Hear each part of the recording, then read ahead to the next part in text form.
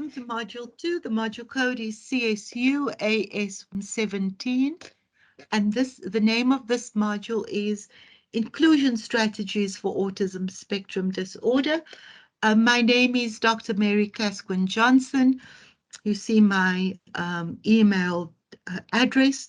Please send me an email if I can be of any assistance or support to you, or if you have any questions about the content of the module.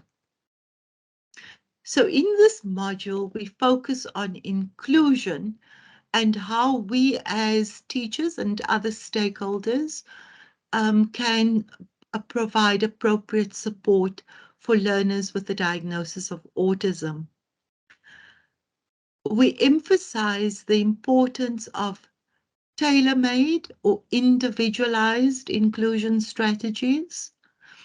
And the intention is to address individual learners' strengths, their interests, and their support needs. We focus on practical activities for inclusion in the classroom.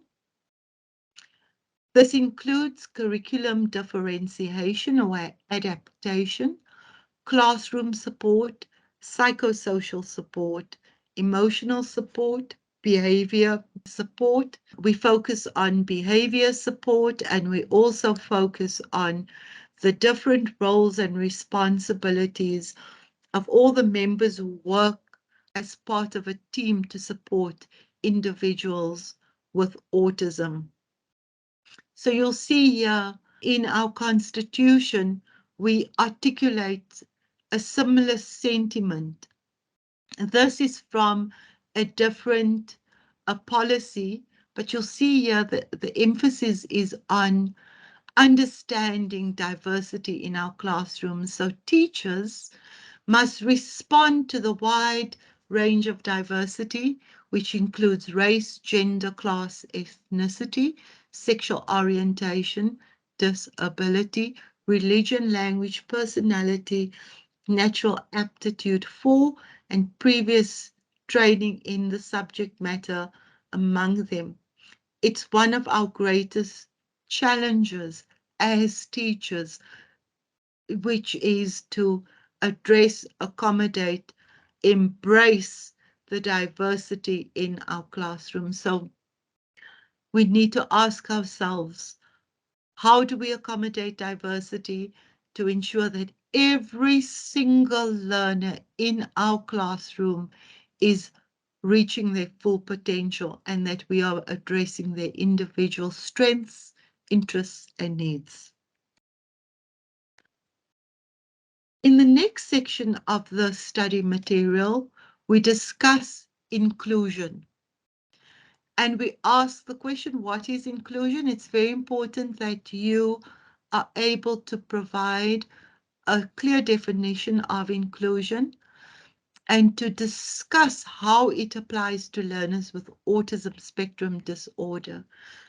So the focus is on individual learners' needs, abilities, strengths, and supports. And we promote the importance of inclusion strategies that are individualized or tailor-made for an individual learner's needs, abilities, strengths. And so in our lesson plans, we want to see, this is how I address this learner's strengths. This is how I support the learners in terms of overcoming the challenges that they may be experiencing. So you cannot do this unless you know your learner very well. We believe that every learner should have equal access, participation, acceptance, and achievement. So if there is no achievement, then it means that participation wasn't fully realized. Access is more than being physically present. The learner needs to access the curriculum. The learner might need assistive devices or communication device to be able to access learning, to be able to participate actively. And this will show if we as teachers and others fully accept the learner and recognize their strengths and accommodate, their needs and abilities. So here in the graphic, I've given you the Sustainable Development Goals that were adopted in 2015, and you'll see number 4 focuses on quality education, and it says we need to ensure inclusive and quality education for all, not for most, not for some, for absolutely every single learner. That's what we mean by quality education for all, and promote lifelong learning. So we want to see that the learner is receiving opportunities and support across the lifespan, not only in our ECD centers and schools, but in the post-schooling institutions, in our TVET colleges, in our vocational education and training programs, and also in higher education and the world of work.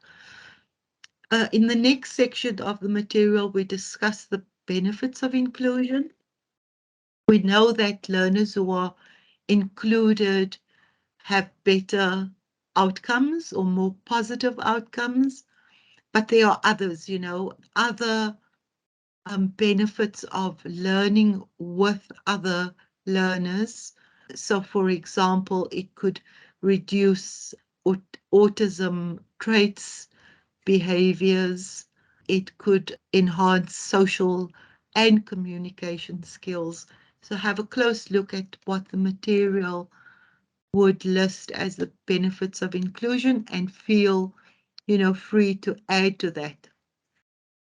Then we always emphasize that teachers need to develop their hearts, their hands, and their heads.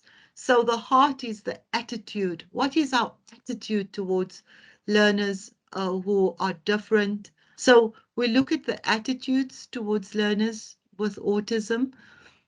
The heads refer to our content knowledge, our understanding of autism, and our hands refer to our teaching skills, our pedagogies, how we translate our content knowledge into teaching skills in the classroom when we teach these learners. And we also need to understand autism and how we teach learners with autism.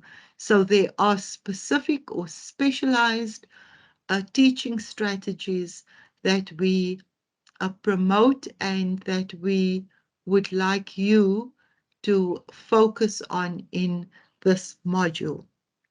Next, we look at the definition of inclusion, the reasons for inclusion, the differences between mainstreaming and inclusion. So inclusion is not integration. There's a table that clearly shows you the differences between these two concepts because they shape what we do in our classroom practice. We look at inclusion strategies, the different perspectives on autism, and we look at whether autism and inclusion go together. So there are arguments that are presented in your study material that are in favor of inclusion for learners with autism. There are also counter arguments that are against inclusion for learners with autism.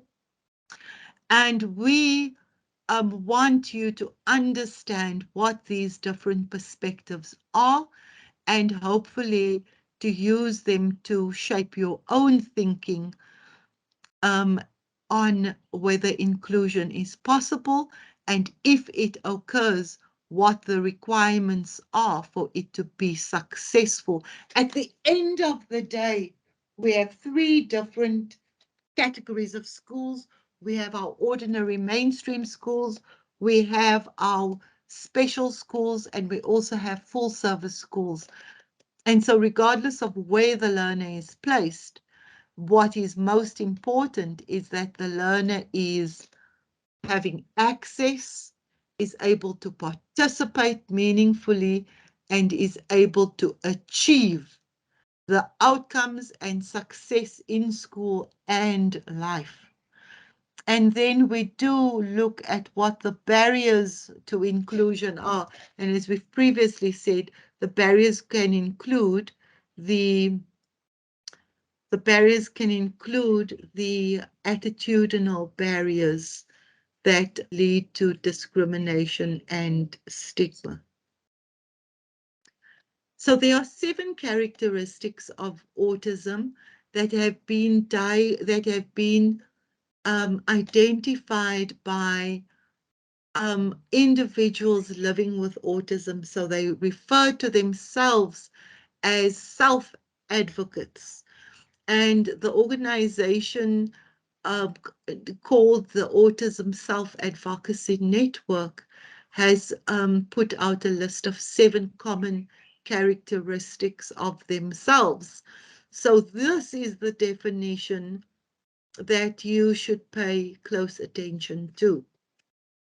Firstly, that individuals with autism have different sensory experiences and non-standard ways of learning and approaching problem solving, deeply focused thinking and passionate interests, atypical, sometimes repetitive movement, a need for consistency, routine and order or structure, difficulties in understanding and expressing language and expressing emotions, and difficulties in understanding and expressing typical social interaction.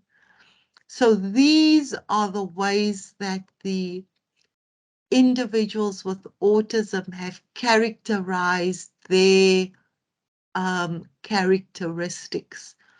And you'll see there are no words like abnormal or disability or deficit. It's about differences, non-standard ways of operating, focused thinking, passionate interests, atypical, a need for consistency, acknowledging the difficulties in expressing and understanding language and emotions and social interactions. So this is a good way of framing autism for us. It's informed by individuals living with autism themselves. Okay, now as teachers, since the program is focused on teaching learners with autism, we need to create a supportive learning environment in every single classroom. We have to pay attention to how we arrange the physical space or the physical environment. We need to establish the temporal structure, the mood, if you like.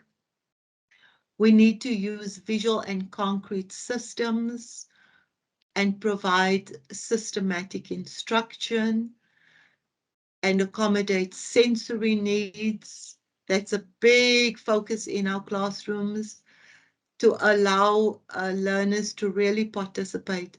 We facilitate engagement, we establish stimulus control, and we use priming. So these strategies are discussed at length in your study material. Please read it closely and know it well. Implement it in your classroom. Now to the heart of the matter. With all our engagement in our research and in our training, we know that teachers lack the practical teaching strategies, the pedagogies, if you like, to teach learners with autism. So there's a range of different strategies that we engage with in our study material, strategies that enhance motivation, that are based on applied behavioral analysis. We do not use this in our schools because we have the last one on the list, which are eclectic programs, but there are children, including, in South Africa, who have participated in ABA-based programs, so we do discuss it. It's a major strategy internationally, and so we need to make sure that we include it. We look at strategies to enhance socialization, to manage behavior, to enhance or promote communication. And you'll see there's a range of communication strategies that we present in our study material. They're listed there for you. We also have strategies that promote academic skills, assistive technology, and how to differentiate or tailor-make or individualize instruction. And then most of our programs in South Africa tend to be eclectic.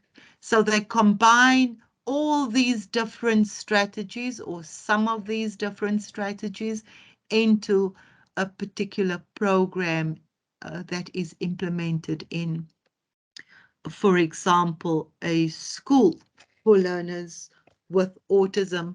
They may even have other support needs as well.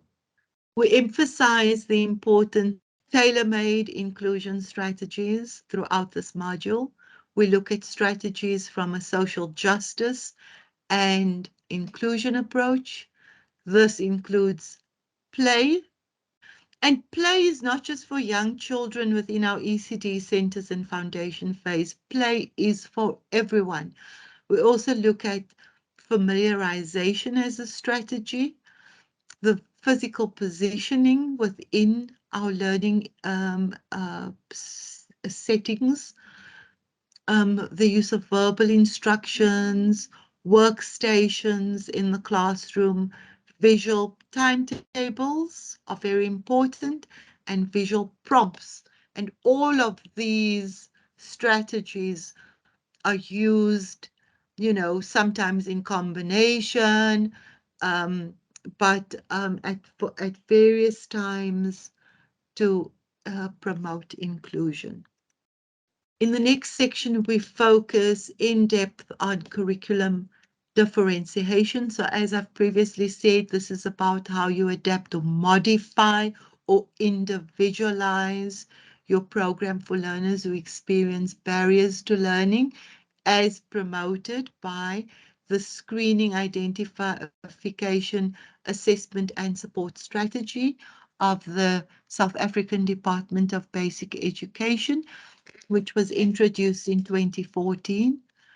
So CS actually instructs us to differentiate the curriculum, and you'll see these are the different things that we differentiate: our learning content, the learning environment, the teaching and learning resources, our teaching strategies, the pace of learning. Pacing is crucial because our learners may be overwhelmed if we do too much at one time. So we really want to look at what is an appropriate pace, and this again will vary from one learner to the next. We also differentiate our assessment. And so we will look at, how you operationalize this, taking into consideration those 7 characteristics that individuals with autism have identified, and how we address those characteristics, which we then say determine the support needs that learners may have. And of course, it will change and differ from learner to learner. In the next section, we'll look at curriculum differentiation or adaptation in a little bit more detail. We look at the importance of teachers knowing the learner as an individual. This means that we plan for individual strengths, interests, and support needs. We constantly observe our learners. We assess and we adjust our teaching strategies based on our observations. And we do this when we see that there is a need to do so. We don't wait for the end of the term. We provide appropriate psychosocial and emotional support to learners, and we teach life skills as well as positive behavior. And we also want to teach skills that will lead to gainful employment. Sorry, I didn't add it here. Now, teachers cannot do all of these complex activities in isolation. So we strongly promote the role of a multidisciplinary or learning support team. They're multidisciplinary because they bring different strengths. So we look at what is a learning support team, who are the members of the team, how do they work together. They need to collaborate to address the needs of their learners in the most appropriate and effective way possible.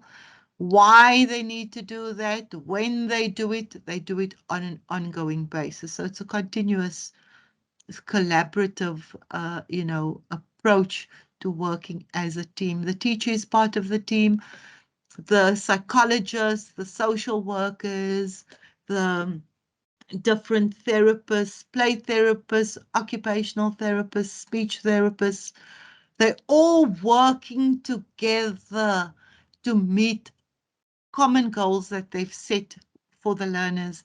And those goals are reflected in the individual education and a support plan, and we'll get to that in a minute. But here, when you discuss the team approach to learning support, you focus on the roles and the responsibilities of each member of the team. You look at the importance of having common goals that there's consensus or agreement on. Each member of the team cannot have their own goals. They're working together, they're collaborating to meet common agreed on goals. And there's a strong need for continuous monitoring, for recording the learners' progress on a continuous basis, and also reporting back periodically. For example, at the end of the term, there is the need to report to parents and other stakeholders, and therefore we record our observations and the learner's progress, formally as well, through, the assessment reports. And it's absolutely crucial that each member of the learning support team is reflecting, what am I doing? Is it working? How can I change what I'm doing to increase support, to enhance support, to strengthen support to the individual? I need to really think about what I'm doing very deeply and ensure that, that I'm doing everything I possibly can, and that it's working as effectively as what it can, to ensure that every single learner is meeting their full potential. And there you have the little illustration of the team joining hands. So the team is diverse, they bring different strengths and skills, and they all work together to benefit the individual learner with autism. Then finally, we look at the individual education and support plans. This is compulsory. It's not a do it if you like item. It's compulsory. Every learner who requires additional support should have an individual educational support plan. An IESP, some schools call it an IEP or an ISP, and for that reason I've combined educational and support within my description. in the study material, and you'll see that this is all about effective planning for the individual learner. It must be goal-directed. It sets long-term goals and short-term objectives.